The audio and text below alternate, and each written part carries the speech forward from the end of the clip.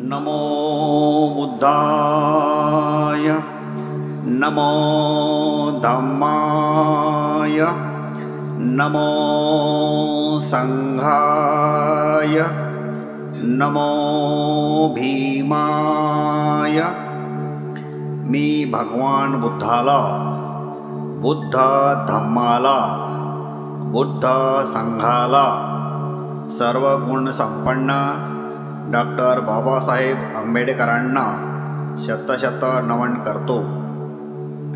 तथागत तत्वज्ञान अंतर्गत संपूर्ण बुद्ध वंदनामध्ये बुद्ध समर्पण गाथा पालीमध्ये सुखा बुधा नमोपादो सुखा सधम्म देसना सुखा संघस्सा सामग्गी समग्गाणं तपो सुखो। बुद्ध समर्पण गाथा मराठीमध्ये सुखकर बुद्धांचा जन्म, सुखकर सधम्म देसना, सुखकर संघ एकता, सुखद समूह तपस्या। पहिले सुख सुखा बुधानमुपादो। बुद्धांचा जन्म सुखकर आहे। भगवान बुद्ध सम्यक संबुद्ध आहेत, बुद्ध आहेत। बुद्ध दिवस रात्र जगाला प्रकाश देणारे आहेत। सूर्य केवळ दिवसात प्रकाश देतो, चंद्र केवळ रात्रीचा प्रकाश देतो। बुद्ध पृथ्वीसारखे खंबीर मनाचे आहेत। पृथ्वीला इजा होत नाही, पृथ्वी रागावत नाही। बुद्ध हवेसारखे विमल मनाचे आहेत। हवा आपल्यावर कसलीच प्रक्रिया होऊ देत नाही। बुद्ध गंगेसारखे गंभीर मनाचे आहेत। गंगाजळ अग्नीने विचलित होत नाही, सारखे वाहत राहते। बुद्ध गरीब, असहाय्य, अनाथ यांच्याशी मित्रता करणारे आहेत। बुद्ध शारीरिक व्याधींनी पछाडलेले, दरिद्री, आरक्षित आणि वृद्ध यांना सहकार्य करणारे आहेत। बुद्ध जगातील माणसाचे हितचिंतक आहेत, सुख करणारे आहेत। बुद्ध अलौकिक अवतारी महापुरुष आहेत। भगवान बुद्धांनी ह्या जगामध्ये अवतार घेतला आहे। भगवान बुद्ध ह्या जगामध्ये स्वतः जन्मास आले आहेत। इसवी सन पूर्व 564 मध्ये आषाढ पौर्णिमेच्या दिवशी सुमेध बोधिसत्व माता महामायेच्या स्वप्नात गेले। माता महामायेची परवानगी घेतली।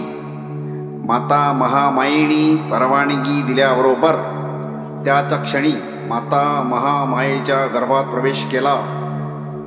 माता महामायेने पात्रातील तेलाप्रमाणे 10 महिने सुमेध बोधिसत्वाला आपल्या गर्भात धारण केले, संगोपन केले।